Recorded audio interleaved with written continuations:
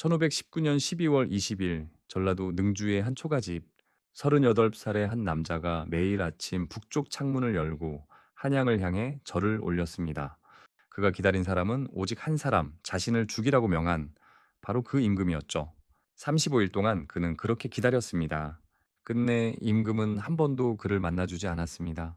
조선 도학 정치의 상징 대사원 조광조의 마지막 한 달입니다.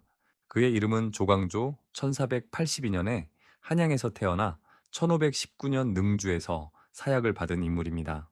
본관은 한양조씨, 대대로 벼슬을 한 명문가의 자제였죠.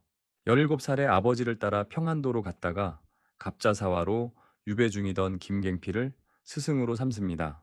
22살의 스승은 효수형으로 목이 잘렸습니다. 그 충격에 한동안 벼슬을 포기하기까지 했죠. 그러나 1506년 중종 반정이 일어나자 그는 다시 책을 폈습니다. 자신이 배운 도학으로 조선을 바꿀 수 있다고 믿었기 때문이죠. 1510년 29살의 진사시 장원, 성균관에 들어간 그가 가장 먼저 한 일은 의관을 단정히 갖추고 종일 바른 자세로 앉아 책을 읽는 것이었습니다. 당시 성균관 유생들은 의관을 벗고 누워 있는 것이 예사였죠. 그런데 한 사람이 늘 같은 자리에 단정히 앉아 있으니 다른 유생들도 점차 따라하기 시작했습니다. 조광조의 영향력은 이렇게 시작됩니다. 1515년 34, 알성시 특별문과에서 다시 한번 장원을 차지하고 사간원 정원에 임명됩니다. 정육품, 관직의 꽃이라 불리던 자리였죠. 그런데 취임한 지 단 이틀 만에 그는 사원부와 사간원의 모든 대관을 파직시켜 달라고 상소를 올립니다. 신시복이 상소를 올린 박상과 김정을 유배 보낸 대관들이 언로를 막았다는 이유였죠. 갓 임명된 정육품이 종이품 이상의 대관 전원 파직을 청한 것, 조선 정치사에 유례없는 파격이었습니다. 중종은 그를 더욱 신뢰하게 되었고 이 한 장의 상소가 조광조의 이름을 전국에 알린 결정적 계기가 됩니다. 그 후 3년 조광조의 승진 속도는 조선사에서도 손꼽힐 만큼 빨랐습니다. 정육품 정원으로 시작해 종이품 사원부 대사원까지 단 3년 만에 도달한 자리였죠. 그동안 그가 추진한 개혁은 크게 세 가지였습니다. 첫째, 소격서 폐지.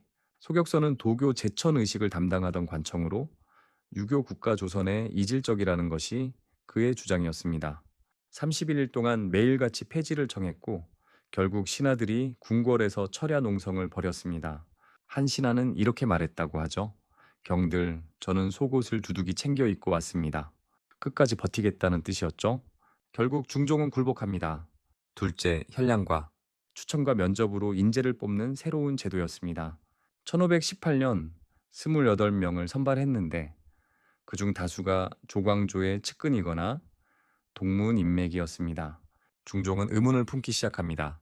인재 등용인가, 자기 사람 심기인가. 현량과는 결국 그 한 번으로 끝나고 다시 시행되지 않았죠.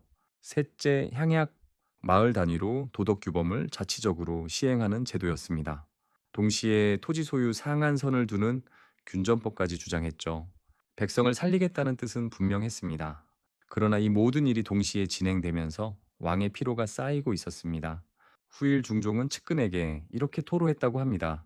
오후가 되면 하품이 나오고 졸음이 쏟아지는데 내가 먼저 끝내자고도 할 수 없으니 정말 힘들었네. 이 한마디 안에 김유사와의 씨앗이 들어 있었습니다. 1519년 가을, 조광조는 마지막 카드를 꺼냅니다.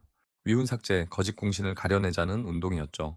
중종 반정 당시 공신으로 책봉된 117명 가운데 실제 공이 없는 76명을 명단에서 지우자는 것이었습니다.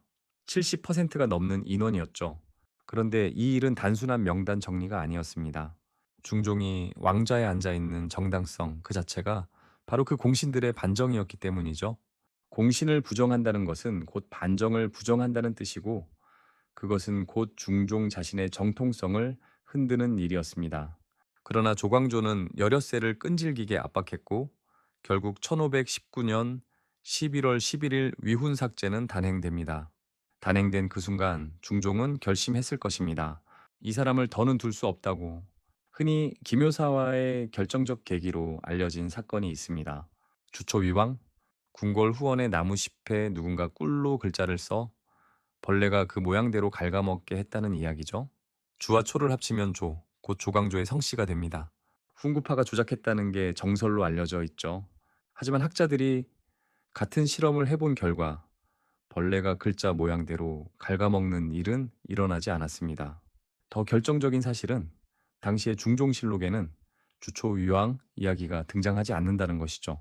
이 일화는 그보다 한참 뒤인 선조실록과 야사에 처음 기록됩니다. 후대에 첨가일 가능성이 큽니다. 학자들 다수의 견해는 이렇습니다. 주초위왕 나무숲이 결정적 원인이 아니라 이미 마음을 굳힌 중종에게 명분을 얹어준 것이라고, 단경왕후를 7일 만에 내쫓은 그 임금이 13년 뒤 조광조에게도 같은 결심을 한 것이죠. 1519년 11월 15일 야심한 밤, 경복궁의 등불이 환하게 밝혀집니다. 군사들이 사방을 경계하고 의금부에서 체포할 인물들의 명단이 낭독됩니다. 명단 가장 위에 있는 이름은 사헌부 대사헌 조광조였습니다. 죄목은 붕당 조성죄. 함께 이름이 오른 동지는 김정, 기준, 김식, 박훈 등 그의 측근들이었죠. 그날 밤 그가 끌려간 곳은 의금부 옥사였습니다. 옥에 갇힌 직후 그는 자신이 입고 있던 옷감을 손으로 뜯어 그 위에 글을 적었습니다. 종이도 붓도 허락되지 않은 옥사에서 자신의 옷을 찢어 글을 남긴 이유는 단 하나였죠. 임금에게 상소를 올리기 위해서였습니다. 그리고 그 상소의 마지막 한마디는 이것이었습니다. 전하 한 번만 만나 주십시오. 그는 끝까지 믿지 않았습니다. 13년간 자신을 신뢰했던 그 임금이 자신을 직접 죽이라고 명했을 리 없다고, 누군가의 모함이고 직접 만나 사정을 말씀드릴 수만 있다면 모든 게 풀릴 거라고 그렇게 믿었습니다. 그러나 중종은 끝내 만나주지 않았습니다. 한 번도, 단 한 번도. 옥에 갇힌 지 며칠 뒤 그는 전라도 능주로 유배됩니다. 오늘날 전라남도 화순 일대죠. 한양에서 능주까지는 도보로 열흘 가까이 걸리는 먼 길이었습니다. 그가 도착한 곳은 동네 끝에 작은 초가집이었고 죄인 신분이라 출입도 자유롭지 못했습니다. 그런데 그 35일 동안 능주에서 그가 매일 한 일이 있습니다. 새벽이면 일어나 집의 북쪽 창문을 활짝 열었습니다. 능주에서 한양 방향이 정확히 북쪽이었기 때문이죠. 그리고 그 창문 앞에 무릎을 꿇고 한양에 있는 임금을 향해 큰 절을 올렸습니다. 매일 아침 단 하루도 거르지 않고 35일 내내 누군가가 물었다고 합니다. 임금이 사사를 명한 자리에 무슨 절을 올리십니까? 그가 답한 말은 기록되어 있지 않습니다. 다만 그가 마지막에 남긴 한시 한 편이 그 답을 대신해주고 있습니다. 임금 사랑하기를 부모 사랑하듯 나라 걱정하기를 집 걱정하듯 했네. 밝은 태양이 이 땅을 비추니 밝고 밝게 내 붉은 마음을 비추리라. 1519년 12월 20일 38살 조광조에게 사약이 도착합니다. 사약을 받기 직전 그는 이 시를 써 남기고 마지막으로 다시 북쪽을 향해 절을 올렸다고 전해집니다. 그리고 같은 시각 한양, 그가 35일을 기다린 그 임금은 끝내 단 한 번도 그의 상소를 펼쳐보지 않았습니다. 야사에 전해지는 한 구절이 있습니다. 중종이 조광조의 처분을 명할 때 조금도 가엾고 불쌍히 여기는 마음이 없었다고, 마치 두 임금에게서 내린 결정 같았다고, 13년 전 그를 정원으로 발탁하며 조광조의 뜻은 다 들어주겠다고 했던 그 임금과 35일을 한 번도 만나주지 않은 임금이 같은 사람이라고 믿기 어려울 만큼 단경왕후를 7일 만에 내치고 끝내 부르지 않았던 그 임금이 조광조도 같은 방식으로 보낸 것이죠. 조광조가 능주에서 사약을 받은 후 사림은 한동안 조정에서 자취를 감춥니다. 그러나 함께 유배된 동지들의 후학들이 시간이 지나면서 다시 학문을 일으키기 시작했죠. 1568년 선조 1년 사림이 마침내 조정을 장악합니다. 그해 조광조는 영의정으로 추증됩니다. 사약을 받은 지 49년 만이었죠. 시호는 문정, 글로써 바르게 한 사람이라는 뜻이었습니다. 그의 도학 정치는 사라지지 않았습니다. 그의 학문은 이연적을 거쳐 퇴계 이왕에게로 이어졌고 다시 율곡 이에게로 이어집니다.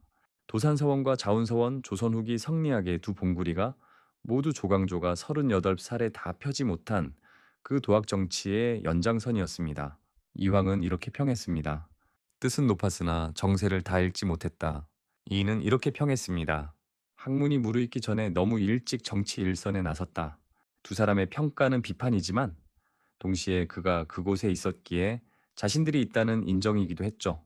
한 사람이 38회를 살았고 능주에서 35일을 기다렸으며 49년 뒤에야 이름이 돌아왔습니다. 그러나 그가 끝내 만들고 싶었던 도학 정치는 그 후로도 오랫동안 조선의 정치 위에 잔향으로 남았습니다. 조광조의 묘는 경기도 용인 심곡서원 인근에 있습니다. 능주에서 한양으로 돌아오는데 그가 직접 걸어야 했다면 열흘이 걸렸을 길이지만 그의 이름이 돌아오는 데는 49년이 걸렸습니다. 매일 아침 북쪽 창문을 열었던 그 사람의 마지막 잔향이 오늘도 거기 있습니다. 이 이야기가 의미 있으셨다면 좋아요와 구독으로 응원해 주세요.